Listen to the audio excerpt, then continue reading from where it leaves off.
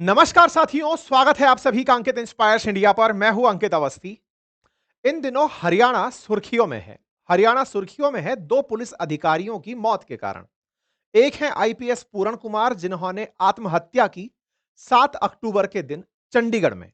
चंडीगढ़ जो कि हरियाणा और पंजाब की संयुक्त राजधानी है। दूसरे एक एएसआई ने, असिस्टेंट सब इंस्पेक्टर, जिनका नाम है संदीप कुमार, उन्होंने आत्महत्या की हरियाणा में। दोनों की आत्महत्या से पूरी तरह हरियाणा नेशनल डिबेट का विषय बना हुआ है। चर्चाएं हो रही हैं कि आफ्टर ऑल इस आत्महत्या के पीछे की कहानी क्या है। आत्महत्याओं में जिन लोगों की हत्या हुई है वो लोग एक दूसरे से कैसे कनेक्टेड थे, इसके लिए थोड़ा सा फिलहाल एक ब्रीफ कहानी सुन लेते हैं और फिर इसके बाद के जितने भी एंगल्स हैं उनकी चर्चा करते हैं। ब्रीफ कहानी कुछ इस तरह से है कि आईपीएस पूर्ण कुमार, जो कि जाति से दलित थे, क्योंकि अब वो आत्महत्या कर चुके हैं। आईपीएस पूरण कुमार को उनकी मौत से एक दिन पहले, उनकी आत्महत्या से एक दिन पहले, पुलिस की एक टीम से संदिग्ध रूप से गिरफ्तारी का डर लगता है। ऐसा क्या था? उन पुलिस अधिकारी के ड्राइवर को एक टीम ने पकड़ लिया था, रंगे हाथों, या कहिए रिश्वत के साथ पकड़ लिया था। किसी शराब कारोबारी से पैसे लेने का मामला था, रिश्वत लेने का मामला था। जब ड्राइवर को जिस टीम ने पकड़ा, दोबारा से सुनिएगा, ड्राइवर पकड़ा था पूरण कुमार का। ड्राइवर को पकड़ने वाली जो टीम थी उसमें थे संदीप कुमार। संदीप कुमार जिन्होंने कल अपनी जान दे दी। दोनों जानों में एक कॉमन कनेक्शन, एक भ्रष्टाचार के मामले का। भ्रष्टाचार इस बात का कि रिश्वत ली जा रही थी। ड्राइवर को एक पुलिस की टीम ने पकड़ा। पुलिस की टीम ने जैसे ही ड्राइवर को पकड़ा, उधर आईपीएस पूर्ण कुमार ने अपने आप को गोली मार ली। कहानी सुनते ही प्रथम दृश्यता ऐसे लगती है कि जिस टीम ने ड्राइवर को पकड़ा था, उसके दबाव में पूर्ण कुमार को डर लगा कि कहीं उनकी बेइज्जती ना हो जाए। इतने सीनियर ऑफिसर, वर्ष 2001 बैच के अधिकारी, उनको कहीं इस भ्रष्टाचार के आरोप में ना पकड़ लिया जाए, इसलिए उन्होंने आत्महत्या कर ली। एक कहानी का पार्ट ऐसा प्रतीत होता है। फिर संदीप कुमार ने क्यों आत्महत्या की? आगे कहानी बढ़ती है। कहानी में निकल कर आता है कि पूरण कुमार, जो कि दलित थे, उन्हें फंसाने के लिए यह सारा प्रयास किया जा रहा था। उनकी मौत की वजह से उनकी पत्नी, पूरण कुमार की पत्नी आईएएस ऑफिसर हैं हरियाणा के अंदर, उनके द्वारा अपने पति की आज तक पोस्टमार्टम नहीं करवाने दी गई। उनकी पत्नी ने अपने पति की डेड बॉडी को पीजीआई में रखवाया हुआ है, चंडीगढ़ पीजीआई में। आज कोर्ट के आदेश के बाद उनका पोस्टमार्टम हो रहा है। ऐसे में मसला यह कि उनके दबाव में अब जांच पहुंचना शुरू होगी कि क्या यह भ्रष्टाचार का आरोप झूठा तो नहीं था। और ऐसे में कहीं जिस एएसआई ने खुद को गोली मार ली, वो एएसआई कहीं इस बात से तो नहीं डरा था कि यह जांच आते हुए उस तक पहुंच जाएगी। हर तरफ बहुत सारे प्रश्न। इन प्रश्नों में सबसे ऊपर जातिगत समीकरण। आईपीएस पूरण कुमार चूंकि दलित जाति से आते हैं, ऐसे में दलितों के साथ डिस्क्रिमिनेशन एक बड़ा मुद्दा बनकर भारतीय राजनीति में आता है। Leader of opposition Rahul Gandhi ji इस मुद्दे को राष्ट्रव्यापी रूप से उठाते हैं। चर्चाएं होती हैं कि क्या देश के अंदर दलित पढ़ लिख करके भी डिस्क्रिमिनेशन का शिकार होते रहेंगे। वहीं दूसरी तरफ जिस तरह से संदीप कुमार की मौत हुई, जो कि ओबीसी से आते हैं, जाट थे, संदीप लाठर थे। हरियाणा में जाट जाति 25 से 30% तक आबादी का हिस्सा है। ऐसे में दूसरा सवाल यह कि जिसने आत्महत्या इस बात के कारण कर ली कि लोगों को यह पता चले कि यह आदमी जिसे जाति के ऊपर कार्ड खेल रहा है, असल में वो भ्रष्टाचारी था और वो भ्रष्टाचार को बचाने के लिए जाति का कार्ड खेल रहा है। अब इन सारी कहानियों को अब आपको पूरी सिलसिलेवार तरीके से सुनना है। मैंने ब्रीफ इंट्रो इस बात का इसलिए दे दिया क्योंकि किरदार परिचय रहे और उस पूरी कहानी को सिलसिलेवार तरीके से आप सुनते चलें। कहानी का निष्कर्ष जो भी निकले आप कमेंट के अंत में बता दीजिएगा। पहले इस पूरे सेशन को शुरू करते हैं, सिलसिलेवार घटनाक्रम को समझने का प्रयास करते हैं कि अल्टीमेटली आईपीएस पूरण कुमार भ्रष्टाचार के डर से या दलितों की होने की वजह से डिस्क्रिमिनेट हुए। प्रयास करते हैं संदीप कुमार के आरोपों को समझने का कि क्या वाकई में हरियाणा के अंदर कुछ ऐसा डिस्क्रिमिनेशन चल रहा है। सारी बातों को कहानी के थ्रू शुरुआत से लेकर एंड तक समझने का प्रयास करते हैं। सबसे पहले आपके सामने एक तस्वीर से आप इस बात को पहचानने को स्थापित कीजिए। जो व्यक्ति आपके सामने दिखाई दे रहे हैं, आप हैं संदीप कुमार, जो कि अब नहीं रहे। आपको मुख्यमंत्री द्वारा सम्मानित करते हुए एक तस्वीर दिखाई दे रही है। आपने मरने से पहले अपना एक वीडियो बनाया, लगभग 6 मिनट का वो वीडियो था। उस वीडियो को पूरा मैंने भी सुना। उस वीडियो के अंदर आप अपनी ईमानदारी की बात कर रहे हैं और आप अपनी ईमानदारी के साथ-साथ पूरण कुमार, जिनको मरने से पहले नामजद कर गए, जिनके बारे में लिख गए, जिनके ऊपर आरोप लगा गए कि इनकी वजह से मैं सुसाइड कर रहा हूं, जिसमें डीजीपी ऑफ हरियाणा और तत्कालीन एसपी ऑफ रोहतक के नाम शामिल हैं, उनके बारे में भी आप चर्चा करते हुए दिखते हैं। आप डीजीपी को ईमानदार आदमी कहते हैं और ऐसा कहते हुए सुसाइड कर लेते हैं, अपने आप को गोली मार लेते हैं, यह कहते हुए कि उनकी दलित राजनीति के चलते डीजीपी साहब को हटाया जा रहा है, केस को घुमाया जा रहा है, भ्रष्टाचार का आरोप है जिस व्यक्ति पर, उस व्यक्ति ने इस पूरे मुद्दे को कास्ट पर कन्वर्ट कर दिया है और कन्वर्ट करके वो दबाव बना करके उन अधिकारियों को हटाने के लिए सरकार पर प्रेशर बना रहा है। इसलिए इन्होंने अपने आप की कुर्बानी भगत सिंह के तर्ज पर देने का निर्णय किया ताकि देश जागे और समझे कि एक भ्रष्ट अधिकारी किस तरह से जाति का कार्ड खेल रहा है। ऐसा कहते हुए इन्होंने अपने आप को गोली मार ली, ये कहते हुए कि मैं उस टीम में था जिसने उनके ड्राइवर को गिरफ्तार किया था। ये पता चले कि वो गिरफ्तारी सही थी, ये साइबर सेल के अंदर थे, ये उस सेल में थे जो कि लोकेशन ट्रेस करना, वॉइस रिकॉर्डिंग करना, सारी काम करती थी। ठीक है साहब, ये इनके अंतिम समय की तस्वीर है और ये संदीप कुमार हैं और आप पी पूरण कुमार हैं। संदीप लाठर और पूरण एससी जाति से आते हैं। ठीक है साहब, आइए अब इन दोनों की कहानी में, क्योंकि हरियाणा के अंदर दो अधिकारी, एक उच्चस्थ अधिकारियों में से एक एडिशनल डीजीपी रैंक के अधिकारी और दूसरी तरफ एएसआई, यानी कि जहां से अधिकारियों का शुरू होता है क्रम, वहां पर बैठे अधिकारी। तो एक तरह से टॉप टू बॉटम अगर पुलिस की व्यवस्था को समझा जाए तो पहले ही हम इसे डिस्कस कर लें ताकि आप इस पूरी कहानी को और बेहतर तरीके से आगे समझते हुए चलें। देखिए, पुलिस के अंदर जो पद चिन्ह लगते हैं उनमें स्टार लगना शुरू हो जाते हैं जब असिस्टेंट सब इंस्पेक्टर होते हैं। सब इंस्पेक्टर एएसआई को सिंगल स्टार, सब इंस्पेक्टर को डबल स्टार, सब इंस्पेक्टर से ऊपर ट्रिपल स्टार इंस्पेक्टर जिसे सीआई बोलते हैं।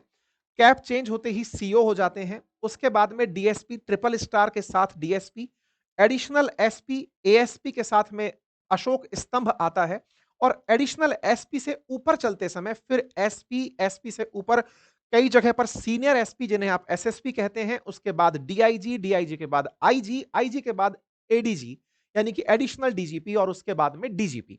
ये पुलिस का क्रम तरीका होता है। तो एक तरीके से कांस्टेबल, फिर हेड कांस्टेबल और उसके बाद एएसआई। एएसआई सबसे पहले स्टार रैंक में शुरू होने वाला पद है।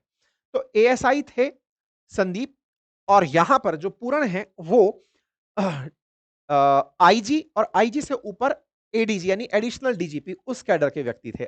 कई जगह अखबारों में इन्हें आईजी कोट किया गया है और कई जगह इन्हें एडिशनल डीजीपी कोट किया गया है। तो मैं अभी आईजी और एडिशनल डीजीपी दोनों पदनाम यूज कर रहा हूं। आप ऐसे समझिए कि राज्य की टॉप मोस्ट पोस्ट पर पहुंचना, जो डीजीपी टॉप मोस्ट पोस्ट है, उस पर पहुंचने से पहले वाले पदों पर थे, सेकंड लास्ट या फर्स्ट लास्ट पोस्ट पर थे। ठीक है साहब, इनकी मौत के लिए इन्होंने जिन्हें जिम्मेदार ठहराया है वो दो पद क्रमांक भी जान लीजिए। देखिए, पुलिस व्यवस्था से मेरा वास्ता रहा है, ऐसे में मैं आपको थोड़ा सा अनुभव साझा करते हुए बता सकता हूं कि पुलिस में जो सबसे प्रभावशाली पद होते हैं वो तीन ही होते हैं। प्रभावशाली से मतलब है जिनके हाथ में डिसीजन मेकिंग होती है या जिनके हाथ में एक तरह से कहिए कि सबसे ज्यादा धाराओं पर या फिर नियंत्रण का सबसे बड़ा अधिकार होता है।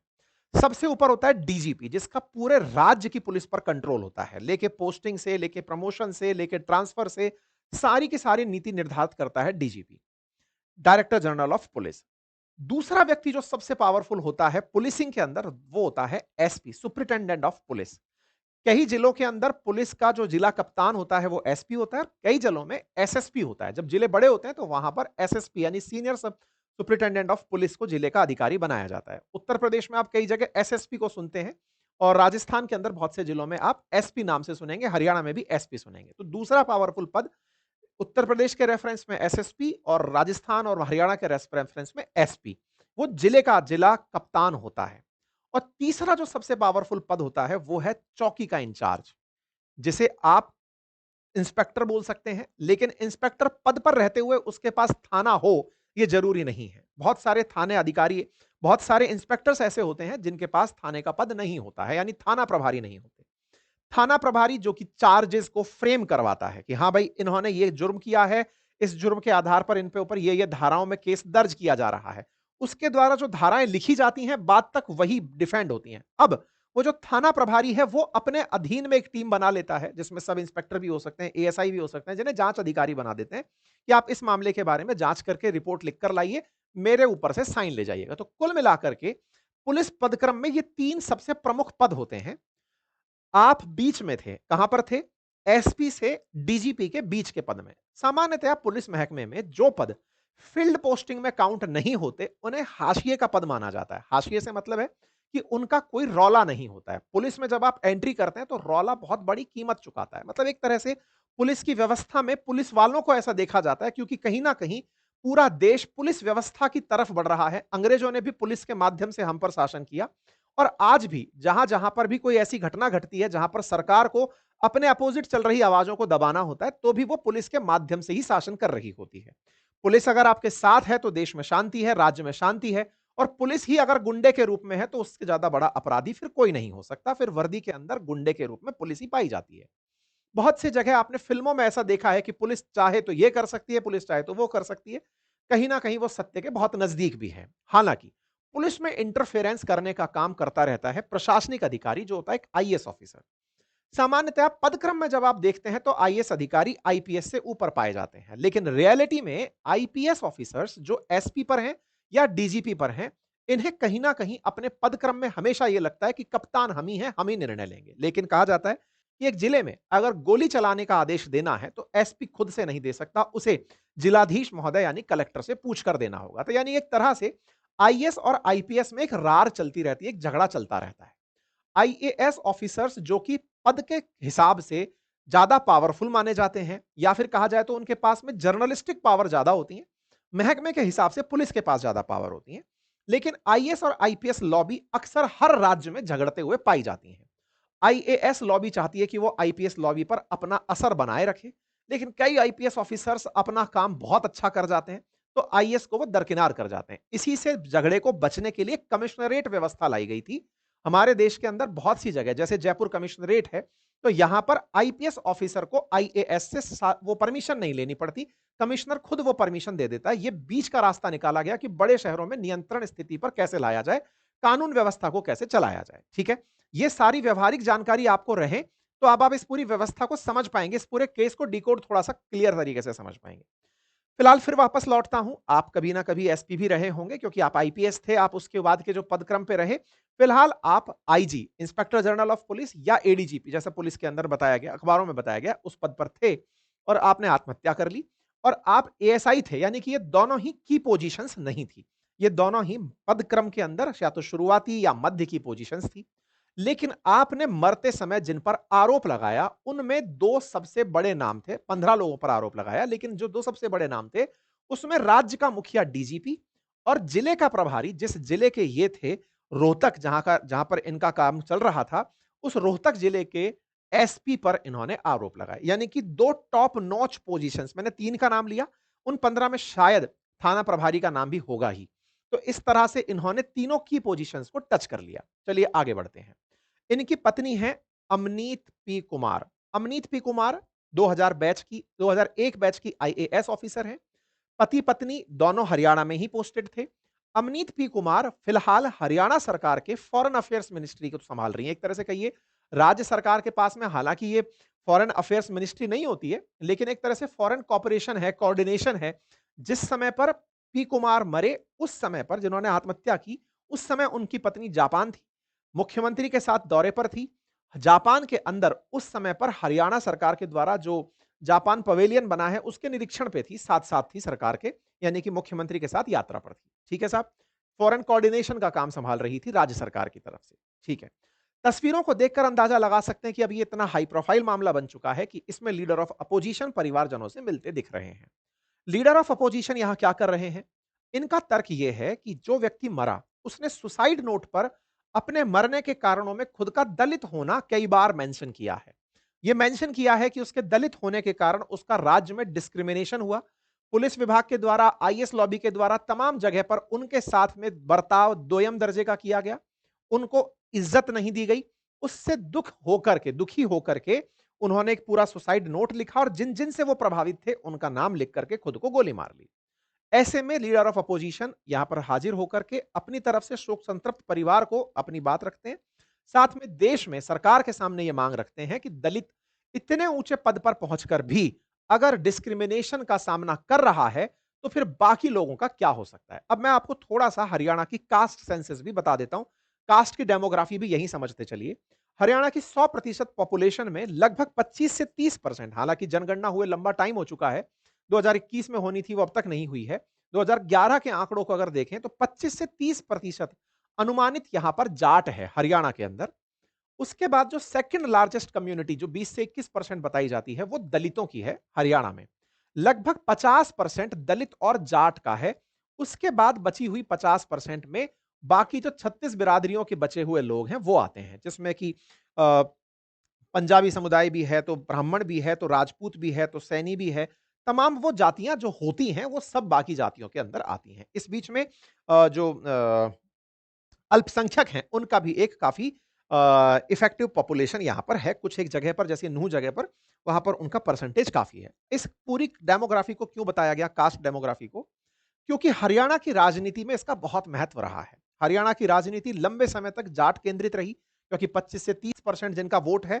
इसी कारण से यहां की जो पार्टी जेजेपी पार्टी है, वो अक्सर जाटों की राजनीति के लिए जानी गई। कांग्रेस ने जाट और दलित को साथ लेकर के यहां पर शासन किया। बीजेपी यहां पर जब आई तो 36 बिरादरियों का नारा लेकर आई। इसी के चलते पहले खट्टर साहब सरकार में थे, उसके बाद में हटाकर नायब सिंह सैनी आए। मतलब जाट और दलित का ऑल्टरनेटिव देकर बीजेपी ने हरियाणा की राजनीति में एंट्री की थी। लेकिन बिना दलित के हरियाणा की राजनीति संभव नहीं थी। इसलिए दलित के अंदर भी एक सब कैटेगराइजेशन है, यानी कि दलित में भी एक उच्च दलित है और एक निम्न दलित है। तो जो निम्न दलित है, यानी कि वो दलित जिसको दलित भी दलित मानता है या फिर दलित भी अपने से छोटा मानता है, जिस दलित को लेकर के समाज में समानता नहीं है, दलित समाज जिन्हें अपने से नीचा मानता है, उनको पकड़ने का काम बीजेपी ने किया। और ये जो इनकी कास्ट केमिस्ट्री है, या फिर ये कहिए कि सोशल इंजीनियरिंग है जो कास्ट के अंदर की गई, इसके चलते इन्हें उत्तर प्रदेश में भी फायदा हुआ। इसके चलते बिहार में नीतीश कुमार जो अति पिछड़ा वर्ग के नाम पर जो वो करते हैं, अति दलित महादलित के नाम पर जो राजनीति करते हैं, या ये वाली जो गणित है ये यहां पर भी लागू की गई, हरियाणा में भी। और इसका बीजेपी को यहां फायदा हुआ बताया जाता है। कहा जाता है कि हरियाणा में बीजेपी चुनाव जीतने के पीछे का बड़ा रीजन, एक तो सीएम जाट ना बना करके किया, क्योंकि बीजेपी और कांग्रेस सीएम फेस पर हमेशा किसी जाट को या फिर किसी दलित को देख रही थी। वहीं इन्होंने नायब सिंह सैनी को स्थापित करके अन्य जातियों में एंटी जाट इनकम्बेंसी या फिर जो एंटी दलित थी वो जाति को इकट्ठा करके इन्होंने अपना सीएम बनाया। इस तरह की जातीय समीकरण है। तो राहुल गांधी जी जब यहां पर प्रेजेंट हैं, तो जब वो दलित की बात कर रहे हैं और हरियाणा में कांग्रेस बहुत ही अच्छे से इलेक्शन में कॉन्फिडेंट थी कि वो इलेक्शन जीतेगी विधानसभा का, लेकिन वो नहीं जीत पाई। उसके पीछे के समीकरणों में कुछ भी कारण हो, लेकिन कांग्रेस फिलहाल के लिए इस जगह पर पहुंच करके जो दलित का मुद्दा उठाई है वो राष्ट्रव्यापी रूप से उठाई है। ठीक है। बीजेपी की तरफ से कैबिनेट मिनिस्टर की तरह चिराग पासवान जी यहां पर एनडीए की तरफ से पहुंचते हैं। चिराग पासवान बिहार की राजनीति में एक दलित चेहरा है, तो यहां पर पहुंच करके वो सरकार का प्रतिनिधित्व करते हैं कि जो भी लोग जिम्मेदार हैं उनको सजा दी जाएगी। हेडलाइंस हैं कि साहब हरियाणा के अंदर आईपीएस पुलिस ऑफिसर ने सुसाइड किया। आईपीएस ऑफिसर की वाइफ जो है वो कह रही हैं कि जब तक जिम्मेदारों की गिरफ्तारी नहीं हो जाती तब तक पोस्टमार्टम ना होने दिया जाए। और जब से संदीप कुमार ने सुसाइड किया है, तब से संदीप कुमार के परिवारजन कह रहे हैं कि जब तक अवनीत कुमार, जो कि ये आईपीएस ऑफिसर की वाइफ हैं, ये गिरफ्तार नहीं हो जाती तब तक हम संदीप कुमार का पोस्टमार्टम नहीं करवाएंगे।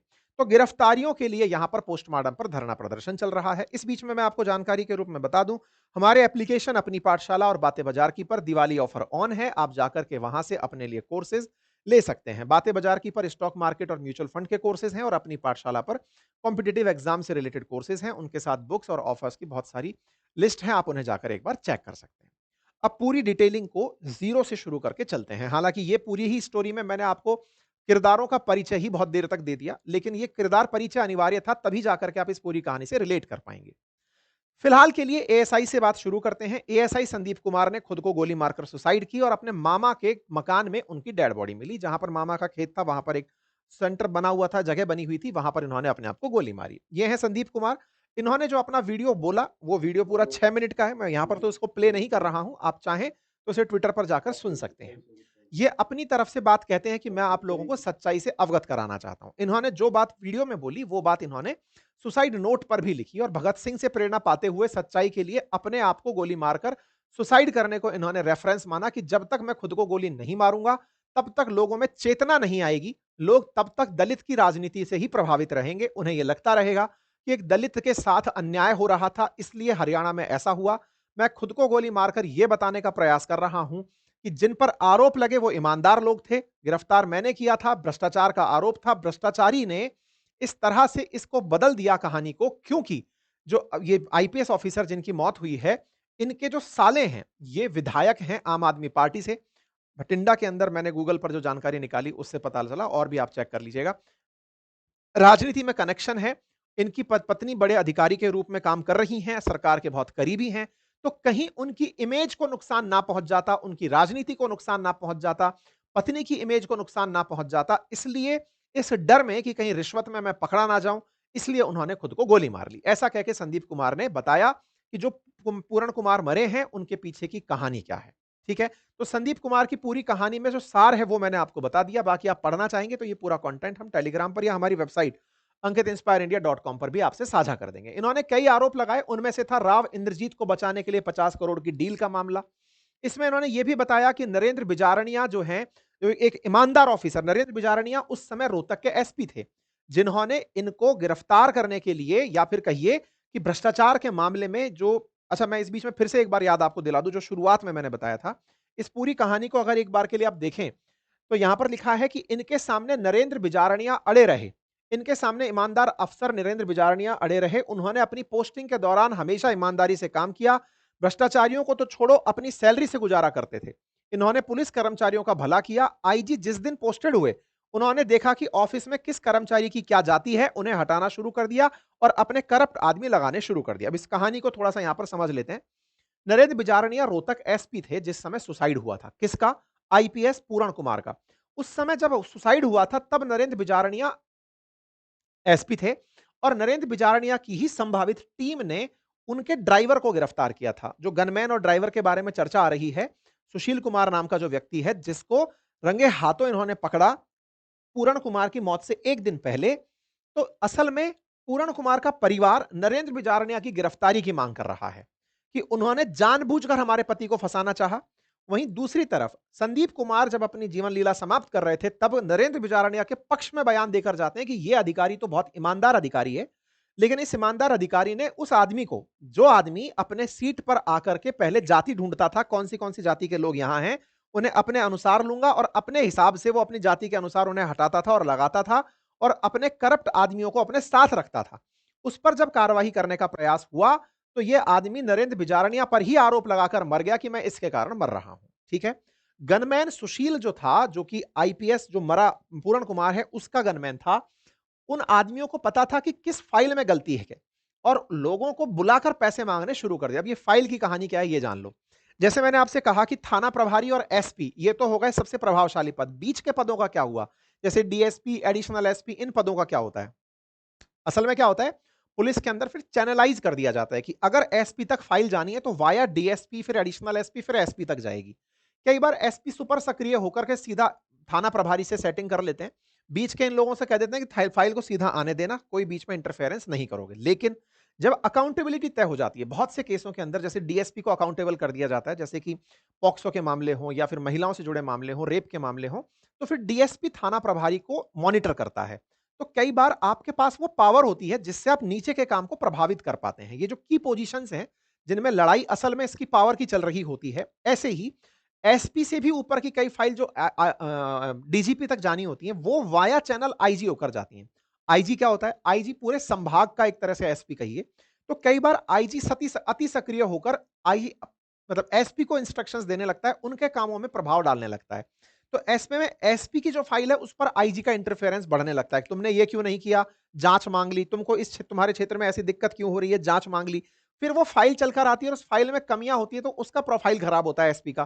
तो फिर एसपी को दबा के रखने के लिए ये बीच के जो पद हैं ये चल रहे होते हैं। ये बिल्कुल वैसे जैसे कलेक्टर के ऊपर संभागीय आयुक्त जो है वो कलेक्टर पर प्रभाव जमा के अपनी पावर सिद्ध कर रहा होता है। एनीवे, लेकिन फिर भी पावरफुल कलेक्टर ही जिले के अंदर होता है। अब क्या होता है कि यहां पर गनमैन की मामले की बात है कि बोले कई फाइलें जो पहुंचती थी वो उसमें गलतियां निकालता था और गलतियां निकालकर पैसे मांगने का काम शुरू करता था। इनको पता होता था किस फाइल में क्या गलती है और ऐसे में जब ये लोग पैसा मांगते थे, इसकी पत्नी आईएएस है और साला विधायक है और न्याय हमेशा जनता करती है। तो मैं आज सच्चाई बता रहा हूं, जो इनके खिलाफ भ्रष्टाचार की शिकायत दी गई थी उसी से डरकर इसने सुसाइड किया है, ऐसा कहते हुए संदीप ने खुद को गोली मार ली। कहा कि गनमैन और ड्राइवर की मिलीभगत थी, ये एक जगह से रिश्वत कलेक्ट कर रहे थे, वे पैसे गाड़ी के डैशबोर्ड में ही रह गए और ये गाड़ी लेकर के चला गया था। तो भ्रष्टाचार की जांच होनी चाहिए, ऐसा संदीप बताते बताते गए और उन्होंने अपनी तरफ से जाते हुए यह भी कहा कि डीजीपी बहुत ईमानदार आदमी है, ये आईएएस लॉबी चाहती है। मैंने शुरुआत में भी आपको बताया था, इससे आप इस बात को रिलेट करिएगा कि डीजीपी बहुत ईमानदार आदमी है, ये आईएएस लॉबी ये चाहती है कि डीजीपी चले जाएं और हम मलाई खाएं। ये देश का नाश कर रहे हैं, इसलिए भगत सिंह की तरह ये ऐसा काम करते हुए चले गए। ठीक है, ये अपनी बात को पूरी तरह से मैंने आपको बीच बीच में से बता दिया जो आपको यहां से पता होना चाहिए। पैसे की कुल मिलाकर बात थी और बात में ये कि पैसे सुनारिया से सुशील कुमार ने लाकर दिए थे, गाड़ी के डैशबोर्ड में पैसे थे, इसकी बेटी ने लिए थे। इससे पता चल गया कि पैसे की बात सामने आई, इसलिए सुसाइड कर लिया। ठीक है, ये मतलब पूरण कुमार के बारे में जो बात है, जो आरोप लगा उनके बारे में। अब पूरण कुमार का भी पक्ष जानेंगे, लेकिन सबसे पहले सबसे ताजा जो अपडेट है आपने वो जान लिया। पूरण कुमार पर आरोप लगा रिश्वत के पैसे का, कि रिश्वत ली थी, इस चक्कर में उन्होंने पकड़ में ना आ जाएं इसलिए उन्होंने सुसाइड कर लिया। अब यहां से पहला एक मामला तो सेटल करते हैं और वो ये कि क्या भ्रष्टाचार एग्जिस्ट करता है। देखिए, कितना भी सरकारें अपनी तरफ से चिल्ला चिल्ला कर कह दें कि हमने भ्रष्टाचार समाप्त कर दिया, हमने काला धन समाप्त कर दिया, सब आपकी आंखों के सामने है और जो पावर में है उन्हें सब पता है कौन भ्रष्ट ऑफिसर है, कौन कितना पैसा मंथली खाता है, कौन कितना पैसा इधर से उधर करता है। अगर ये बात मैं बोल करके सच पहली बार बता रहा हूं तो फिर मुझे भी डोनाल्ड ट्रंप की तरह पुरस्कार के लिए नामित कर दिया जाना चाहिए। ये इतना ओपन सीक्रेट है कि बस ये सीक्रेट ज्यादा है, ओपन कम है ना। सबके बारे में सबको पता होता है। ऐसे में इनका जो आरोप है ये आम जनता को बताने के लिए था कि सुन लो दुनिया वालों, वो भ्रष्टाचारी था। महकमा सबके बारे में सब जानता है। एसपी साहब की कितनी बंधी हुई है, कि इंचार्ज साहब की कितनी है, कि डीएसपी का कट कितना है, कि सबका। ऐसा नहीं है कि पूरा महकमा करप्ट होता है। बहुत से लोग यहां पर, और इंटरेस्टिंग बात मैं आपको बता दूं कि हर महकमे में कुछ ईमानदार लोग भी हैं। इस तरह से हम यूनिवर्सल सबके ऊपर कवर नहीं डाल सकते कि साहब ये पैसे लेते हैं और ये पैसे नहीं लेते। ठीक है, इसके जो इनके आरोप थे, अब इनकी गंभीरता आरोपों पर तब ज्यादा बढ़ जाती है जब ये खुद को मार लिए कि भाई देखो, मैं बताने के लिए कि देखो ये आदमी भ्रष्टाचारी था, लेकिन फिलहाल ये कह रहा है कि डीजीपी को हटाओ, एसपी को हटाओ, इसके परिवारजन पीछे पड़े हुए हैं, वो भ्रष्टाचार को छुपाने के लिए जाति का कार्ड खेल रहे हैं, ऐसा कहते हुए ये खुद को गोली मार लेते हैं। अब चलते हैं पूरण कुमार की कहानी पर। अब इनकी कहानी सुनिए साहब। ये हरियाणा में तैनात हैं, 2001 बैच के आईपीएस ऑफिसर हैं। इनकी पत्नी है अमनीत पी कुमार, जो कि आईएएस ऑफिसर है, 2001 बैच के ऑफिसर है। स्वास्थ्य, वित्त और औद्योगिक विकास जैसे सेक्टर्स में काम करती रही हैं। 2025 में आप 7 अक्टूबर 2025 को इन्होंने खुद को गोली मार ली चंडीगढ़ के अपने घर के अंदर। चंडीगढ़ के बारे में भी जान लीजिए। देखिए, चंडीगढ़ हरियाणा पंजाब की संयुक्त राजधानी तो है ही है, वो एक यूनियन टेरिटरी भी है और वहां पर जैसे जम्मू कश्मीर के अंदर भारत की तरफ से उपराज्यपाल केंद्र सरकार की तरफ से बिठाए हुए हैं, ऐसे चंडीगढ़ में एडमिनिस्ट्रेटर बैठते हैं और एडमिनिस्ट्रेटर फिलहाल गुलाब चंद कटारिया हैं, जो कि बीजेपी के नेता थे, राजस्थान से ही थे। ठीक है, चंडीगढ़ के अंदर जो सरकार है वो एक तरह से कहिए कि यहाँ की पुलिस केंद्र के सीधे कंट्रोल में होती है। चंडीगढ़ की पुलिस जैसे दिल्ली की पुलिस कंट्रोल में होती है। ये एडिशनल रेफरेंस में मैं आपको बताता चल रहा हूं सो दैट आप आगे की कहानी को आप रिलेट कर पाए। आगे चलते हैं। आईपीएस पूरण कुमार जो हैं ये सुसाइड करते हैं 7 अक्टूबर को अपने घर के अंदर, चंडीगढ़ वाले घर के अंदर सुसाइड होता है इनका। इनके शरीर पर गन शॉट के निशान मिलते हैं और उसके बाद में इन्हें, ऑब्वियस सी बात है कि जब सुसाइड होता है तो ये ऑटोमेटिक पुलिस केस बन जाता है और केस बनता है तो फिर इसके लिए पोस्टमार्टम होना होता है। नेचुरल डेथ में इसे कंसीडर नहीं किया जाता, तो जांच की जाती है और जांच के नाम पर पुलिस इसको जांचती है। लेकिन चूंकि इनकी वाइफ यहां नहीं थी, इनके दो बेटियां हैं, इनकी वाइफ जापान गई हुई थी सीएम के साथ में, तो वहां से ये लौटकर अगले दिन आती हैं और अगले दिन आकर के पोस्टमार्टम होने से पहले जो इन्होंने मरते समय नोट लिखे थे, उनके आधार पर जिन जिन पर आरोप लगा था उनकी गिरफ्तारी की मांग करती हैं कि भाई पोस्टमार्टम मैं नहीं होने दूंगी जब तक जिनके नाम सुसाइड नोट पर लिखे गए हैं उनको गिरफ्तार नहीं कर लिया जाता। ठीक है साहब, तो ये उनकी आखिरी तस्वीर है जो बाहर आई और ये इनका फाइनल नोट है जो कि लैपटॉप से लिखा गया था जो बरामद हुआ। हालांकि अभी तक पुलिस लैपटॉप तक नहीं पहुंच पाई है। पुलिस लैपटॉप की जांच करना चाहती है कि उस पर किसके टाइप किए हुए निशान हैं, ये टाइप किसी और ने किया था या इन्हीं का टाइप किया हुआ था, ये अभी जांच का विषय है। फिलहाल के लिए ये लेटर्स यहां से प्राप्त होते हैं। हरियाणा सरकार के साथ में अब ये मामला निकल कर आता है कि इन्होंने ये जो अपना सुसाइड नोट लिखा, जैसे संदीप कुमार ने अपनी 6 मिनट की वीडियो और 4 पेज लिखे, ऐसे पूर्ण कुमार ने भी अपना पूरा की पूरा नोट लिखा, इवन वसीयतनामा तक लिख करके ये खुद को गोली मारे। यहां पर जो बात निकल कर आती है, इसमें ये अपनी तरफ से कई पुराने मुद्दे निकाल कर लाते हैं और वो लिखते हैं कि पिछली साल की बात है, जब वो अपनी ऑफिशियल कार से स्टेट डिपार्टमेंट तक आ रहे थे, तब उन्होंने अपने सीनियर से कहा कि मुझे मेरे पद के हिसाब से दूसरी गाड़ी दीजिए। अच्छा, पुलिस में इस काम का ये भी एक बहुत बड़ा मसला है, पहले इसको भी समझ लीजिए। आपने बहुत बार देखा होगा, जैसे होता है ना, सरकारी नौकरी के पीछे सबसे बड़ा क्रेज किस बात का है? एक तो जो आपको सलामी मिलती है उस बात का, और दूसरा जो आपको गाड़ी मिलती है। गाड़ी का अपना एक रौला होता है, जैसे राजस्थान के अंदर एसपी को स्कॉर्पियो दे रखी हो या फिर कहीं पर कोई और बढ़िया गाड़ी दे रखी हो। इस तरह से गाड़ियों से भी डिग्निटी तय होती है कि किसको कौन-सी गाड़ी मिली हुई है। पद के हिसाब से अगर छोटी गाड़ी रह जाती है या फिर आपको पद ऐसा दे दिया जाए जो खांचे का हो। खांचे का पद का मतलब क्या होता है? आप हैं बड़े आईएएस आईपीएस ऑफिसर, लेकिन पद आपको ऐसा दे दिया जहाँ काम ही नहीं है। ऐसे में इनका आरोप था पिछली साल का कि इनको जो गाड़ी दी गई थी वो डिस्क्रिमिनेटरी थी और इस तरह की सेलेक्टिव थी जो इनके लायक गाड़ी नहीं थी। ये उस समय भी बढ़िया पद पर थे पिछली साल, लेकिन इनके साथ डिस्क्रिमिनेशन हुआ। इन्होंने एक और मुद्दा उठाया और वो ये था कि इनके प्रमोशन के साथ में जस्टिस नहीं हुआ। इनके साथ के जो और बैचेस हैं, उनको तो सही समय पर प्रमोशन मिला, लेकिन इनके प्रमोशन में एक जैसी यूनानिमिटी नहीं फॉलो हुई। इनके एलिगेशन हमेशा ये रहे कि प्रमोशन में भी इन्हें एससी कैटेगरी का देख करके डिस्क्रिमिनेट किया गया। इनके आरोप थे कि जो पे फिक्सेशन है, ऊपर के बैचेस के हो गए, इनके पे फिक्सेशन भी नहीं हुए। यानी कि सर्विसेज में इनके साथ में डिस्क्रिमिनेशन हुआ, हरेसमेंट हुआ, ह्यूमिलिएशन हुआ।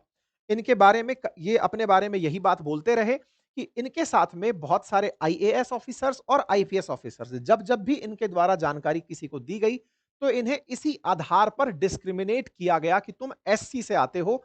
इनको हमेशा वो पद दिए गए जो प्रभावशाली पद नहीं थे। इनको जहां मौका मिला वहां पर इन्हें इंसल्ट किया गया। एक मामला इन्होंने टेंपल कंस्ट्रक्शन का भी रखा। इन्होंने कहा कि इन्होंने एक अनऑथराइज्ड कंस्ट्रक्शन था टेंपल का, पुलिस लाइंस में उसको रुकवाया था, उसकी वजह से भी इनके खिलाफ मामला बन गया था, यानी कि लोग इनके खिलाफ हो गए थे। यानी कि मंदिर निर्माण रुकवाने के कारण इनके साथ में जाति आधारित डिस्क्रिमिनेशन होता रहा। इनके साथ में कई जगह ऐसी जगह पर भी डिस्क्रिमिनेशन हुआ जहां इनके समकक्ष लोगों को अच्छी पोस्टिंग मिली, इन्हें अच्छी पोस्टिंग नहीं मिली। ऐसा इन्होंने अपने सुसाइड नोट के अंदर आरोप लगाए। हरियाणा के डीजीपी, और इन्होंने इस सुसाइड नोट के माध्यम से जो बातें लिखी, उसमें हरियाणा के डीजीपी शत्रुजीत कपूर और रोहतक के एसपी नरेंद्र बिजारनिया, अभी रोहतक एसपी बदल चुके हैं क्योंकि नरेंद्र बिजारनिया को छुट्टी पर भेज दिया गया है। नहीं, शत्रुजीत कपूर को छुट्टी पर भेज दिया गया, उनको शायद एपीओ किया गया है। समेत 15 मौजूद और पूर्व अधिकारियों पर प्रताड़ित करने के आरोप लगाए गए। सुसाइड के बाद शाम को जब खुलासा हुआ कि एक दिन पहले रोहतक पुलिस ने पूरण कुमार के गनमैन सुशील कुमार को शराब कारोबारी से रिश्वत मामले में गिरफ्तार किया था, तो इस बात से एक नया मोड़ खुल करके आ गया। क्योंकि नरेंद्र बिजारनिया ने बताया कि सुशील ने पूछताछ में पूरण कुमार के कहने पर रिश्वत मांगने की बात कबूल की थी। 7 अक्टूबर तक पूरण कुमार को पुलिस ने कोई नोटिस जारी नहीं किया था। मतलब इनके मन में एक भय बैठ गया और उस भय बैठने के बाद इन्होंने रोहतक एसपी का नाम लिख दिया उस नोट में। ये नरेंद्र बिजारनिया ने अपनी तरफ से बताया कि हमने पिछले दिन, चूंकि जिसको गिरफ्तार किया था, जो ड्राइवर था इनका, गनमैन था इनका, वो गनमैन सुशील कुमार, उस गनमैन ने इस बात को स्वीकारा था कि ये पैसा वो पूरण कुमार के लिए लेकर जा रहा है। ऐसे में उन्हें अपनी इंसल्ट का डर हुआ और वो अपने आप को मार लिए। ये पुलिस का पक्ष था उस समय नरेंद्र बिजारनिया का जो एसपी थे। ठीक है साहब।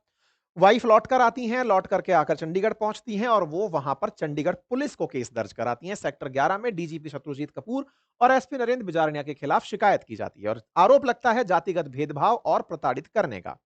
डीजीपी के कहने पर रोहतक एसपी ने उनके खिलाफ रोहतक के अर्बन स्टेट थाने में झूठा मामला दर्ज कराया। एक सोची समझी साजिश के तहत ऐसा आरोप लगाया जाता है। 15 लोगों पर एफआईआर होती है और सुसाइड के तीसरे दिन जाकर के चंडीगढ़ पुलिस एफआईआर दर्ज करती है। अब आप पूछेंगे कि चंडीगढ़ पुलिस की सक्रियता क्यों नहीं? क्योंकि मामला स्टेट का फंसा है। चंडीगढ़ पुलिस यहां पर इन्वॉल्व हो रही है। अब चूंकि मौत चंडीगढ़ में हुई है, इसलिए मामला चंडीगढ़ में दर्ज हुआ। 15 आईएएस और आईपीएस ऑफिसर को उन्होंने अपनी मौत का जिम्मेदार बताया, जिसमें डीजीपी शत्रुजीत कपूर, अब यहां पर ध्यान दीजिएगा, कपूर पंजाबी हैं और पंजाबी पंजाब के हैं, तो ऐसे में पंजाब के अंदर इनके लिए लॉबिंग हो रही है। ऐसे में नरेंद्र बिजारडिया के बारे में भी बता दूं, वो राजस्थान के हैं, वो सीकर से हैं, ठीक है। तो फिलहाल के लिए उन पर गंभीर आरोप लगे। अब देखना होगा कि राजस्थान के अंदर इसका क्या माहौल आता है। फिलहाल के लिए तो ये चल रहा है, क्योंकि अब हुआ ये कि इन्होंने अपनी बात को मनवाने के लिए महापंचायत का आह्वान कर दिया। इस बीच में पुलिस के द्वारा एसआईटी गठित की जाती है। एक आईजी लेवल के रैंक को चंडीगढ़ पुलिस ने जिम्मेदारी सौंपी। एक एसआईटी का गठन हुआ, उसके अंदर चंडीगढ़ के एसएसपी कमलदीप कौर, डीएसपी चरणजीत सिंह किर्क, सिटी एसपी, ऐसे ही एसडीएफओ, ये सबको शामिल किया गया। एफआईआर में आरोपियों के नाम मतलब पहले आरोपी अधिकारियों के नाम नहीं लिखे गए थे। इसके अलावा मतलब इन सारी चीजों को फिर परिवर्तित करवाया गया, धाराओं को परिवर्तित करवाया गया। इस बीच में पोस्टमार्टम नहीं हो पाया, क्योंकि पोस्टमार्टम से पहले मांग की जा रही थी उनकी पत्नी के द्वारा कि उन नामजद लोगों को गिरफ्तार किया जाए जिनके दबाव में एक व्यक्ति ने सुसाइड कर लिया। ऐसे में पोस्टमार्टम के लिए परिवार सहमत नहीं हो रहा है। सरकार के द्वारा बार-बार आश्वासन दिया जा रहा है कि हाँ, हम उनको कड़ी से कड़ी सजा देंगे। इस बात से प्रभावित होकर के 12 अक्टूबर को महापंचायत का ऐलान होता है कि सब बुलाया जाएगा, और ये इनकी पत्नी के द्वारा रविदास गुरुद्वारे के अंदर एक महापंचायत बुलाई जाती है, जहां पर मांग की जाती है कि कैसे मतलब सरकार पर दबाव क्रिएट किया जाए कि जो आरोपी लोग हैं उनको गिरफ्तार किया जाए। सरकार की मजबूरी क्या है? सरकार की मजबूरी यह है कि पुलिस के सबसे बड़ी मुखिया के ऊपर सवाल जा रहा है, चीफ सेक्रेटरी के ऊपर सवाल जा रहा है, प्रशासन जिनसे चल रहा है उनके नाम उसमें चले आए। तो सीएम की मजबूरी यह पड़ गई कि उन लोगों को सीधा अगर उठाकर गिरफ्तार कर लिया जाए तो फिर सारा सिस्टम कैसे चलेगा। लेकिन यहां पर दूसरा सवाल जो हमको पढ़ाया जाता है, समानता का अधिकार, उसका क्या हुआ? हम तो ये कहते हैं कि हमारे देश में तो कितना भी पैसे वाला हो चाहे आम आदमी हो, न्याय के सामने सब समान। लेकिन यहां पर न्याय कहीं ना कहीं कॉम्प्रोमाइज होता दिखा परिवारजनों को, इसीलिए उन्होंने महापंचायत बिठाकर एक प्रेशर बनाने का प्रयास किया ताकि सरकार कुछ कार्रवाई करे। सरकार कार्रवाई नहीं कर रही, इस बात के ऊपर अपोजिशन सक्रिय होता है। अपोजिशन की तरफ से राहुल गांधी जी परिवारजनों से मिलने जाते हैं और वो परिवारजनों को साथ सांत्वना साझा करते हुए सरकार से कहते हैं कि जो जिम्मेदार हैं उन्हें गिरफ्तार किया जाए। जिम्मेदारों की गिरफ्तारी की मांग उठती है। इस बीच में चंडीगढ़ पुलिस अपनी तरफ से सारे मामले के अंदर, क्योंकि चंडीगढ़ पुलिस इस समय डेड बॉडी को उठाकर चंडीगढ़ पीजीआई ले जा चुकी थी, जांच के लिए परिवारजनों से रिक्वेस्ट की जा रही थी। इस बीच में हाईकोर्ट की एंट्री होती है और हाईकोर्ट अपनी तरफ से डिमांड करती है कि भाई, हाईकोर्ट कहता है कि आप इसको चंडीगढ़ की हाईकोर्ट का वो आता है, आदेश आता है कि आप पोस्टमार्टम करवाइए। ऐसे में परिवारजनों के साथ में जो मुलाकात हुई, ये चंडीगढ़ हाईकोर्ट नहीं, चंडीगढ़ कोर्ट का आदेश था कि भाई इस बात में आप पोस्टमार्टम करवाइए इनका। तो आज इनका पोस्टमार्टम फिलहाल हो रहा है। पुलिस अपनी तरफ से जिन चीजों को जुटाने का प्रयास कर रही है वो ये कि ये जो सुसाइड हुआ उस समय लैपटॉप पर सुसाइड नोट किसने लिखा, उस लैपटॉप को लेने का प्रयास किया जा रहा है। मामले की गहन जांच की तैयारी चल रही है। पत्नी इनकी तैयार हो गई है फिलहाल पोस्टमार्टम के लिए, क्योंकि उन्हें लगता है कि पोस्टमार्टम से जो रिपोर्ट निकल के आएगी उससे जांच में सहयोग मिलेगा। इस तरह से यहां पर फिलहाल के लिए इनकी जांच की जा रही है। जो भी खुलासे होंगे आगे जांच में पता चलेंगे। चंडीगढ़ पुलिस इस पर काम कर रही है। लेकिन यहां पर एक और ट्विस्ट आ चुका है। उधर संदीप कुमार के परिवारजन ये जिद कर रहे हैं कि जब तक ये जो इनकी पत्नी है इनकी गिरफ्तारी ना हो जाए, जो आईएएस ऑफिसर है इनकी गिरफ्तारी ना हो जाए, तब तक हम संदीप कुमार का पोस्टमार्टम नहीं होने देंगे। वो आरोप इस तरह के क्यों लगा रहे हैं? बोले इनके चलते सब लोगों की जो गिरफ्तारियों की बात आ रही है, इससे पूरे प्रशासन पर दबाव आता चला जा रहा है। ये पूरी की तरह से जाट की राजनीति, वो दलित की राजनीति करते हुए दबाव बनाने का प्रयास कर रहे हैं। तो अब हरियाणा में नया ट्विस्ट ये है कि एक पोस्टमार्टम तो आज पूर्ण कुमार का हो रहा है, लेकिन संदीप कुमार के पोस्टमार्टम का अभी अपडेट आना बाकी है। इस बीच में सरकार ने डीजीपी को छुट्टी पर भेज दिया है और उनकी जगह पर ओपी सिंह को ऑफिशियली पुलिस फोर्स का नया डीजीपी नियुक्त किया गया है कार्यकारी तरीके से, और वो इस समय हरियाणा के डीजीपी का काम संभाल रहे हैं। तो ये एक तरीके से पुलिस, पुलिस के अंदर भ्रष्टाचार, पुलिस के अंदर पदों की नियुक्ति, जाति व्यवस्था, कास्ट डिस्क्रिमिनेशन, तमाम चीजों से जुड़ा मामला है। राजनीति भी इन्वॉल्व है।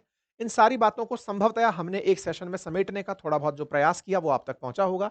राहुल गांधी जी की तरफ से, कांग्रेस की तरफ से जो ट्वीट्स हैं, all all India Congress committee की मांग है कि भाई इस मामले की जांच होनी चाहिए। एक पुलिस अधिकारी जिसने सुसाइड करते समय यह बात बोली कि मेरे साथ इस लेवल पर डिस्क्रिमिनेशन हुआ, उसकी जांच की जानी चाहिए, इस तरह की कांग्रेस द्वारा मांग की गई। ठीक इसी तरह से सरकार की तरफ से चिराग पासवान ने भी उनको परिवारजनों को आश्वस्त किया कि हाँ, वो पूरी तरह से जांच होगी। अब पूरी तरह से चंडीगढ़ पुलिस की निष्पक्ष जांच पर भरोसा करते हुए पोस्टमार्टम किया जा रहा है। और आगे की चीज़ें तय की जा रही हैं। हरियाणा के बारे में मैंने आपको बता ही दिया कि किस तरह से यहाँ के जातिगत समीकरणों का प्रभाव पड़ता है। तो उम्मीद है कि फिलहाल आप लोगों को ये पूरी बात जो है वो समझ में आ गई हो। बाकी जो भी तथ्यात्मक रूप से आपको अतिरिक्त जानकारी हो, कृपया करके कमेंट्स में अपडेट करें। फिलहाल के लिए इतना ही। जानकारी पसंद आई हो तो साथियों से साझा करें। आप इस विषय पर क्या सोचते हैं? अपनी राय कमेंट बॉक्स में ज़रूर डालें। बाकी अपनी पाठशाला और बातें बाज़ार की पर उपलब्ध हैं हमारे ऑफ़र्स, आप जिन्हें जाकर देख सकते हैं। Thank you so much.